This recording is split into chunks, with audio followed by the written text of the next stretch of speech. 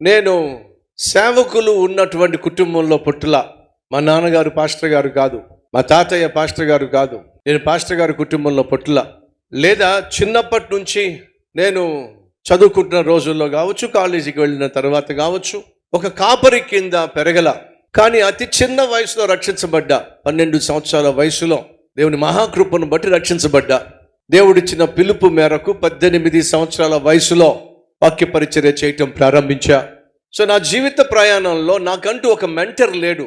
నన్ను ఆత్మీయంగా నడిపించేటటువంటి ఒక బోధకుడు కానీ, ఒక కాపరి కానీ, ఒక నాయకుడు కానీ నా జీవితంలో లేరు.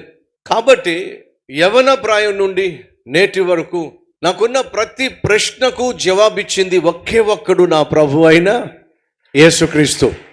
నా జీవితంలో ఏ సమస్య వచ్చినా, ఏ కష్టం వచ్చినా, ఏ శోధన వచ్చినా, సైతాను ఎటువంటి ఉప్పెన తీసుకొచ్చినా దాన్ని తీసుకెళ్ళి ఎవరికి అప్పగించానయ్యా అంటే నా ప్రభు అయిన యేసుక్రీస్తుకే అప్పగించాను. ఫలితంగా ఈరోజు ఇంత అద్భుతమైనటువంటి పరిచర్యను కల్లారా చూడగలుగుతున్నా. మీ సహోదరి సహోదరులు, నీ జీవితంలో ఏదైనా సమస్య వస్తే ఆపత్కాలమున నీవు నాకు మొర్రపెట్టుము, నేను నీకు ఉత్తరం ఇస్తాను. ప్రభువుకు మాత్రమే చెప్పు, ఖచ్చితంగా దేవుడు నీకు జవాబిస్తాడు.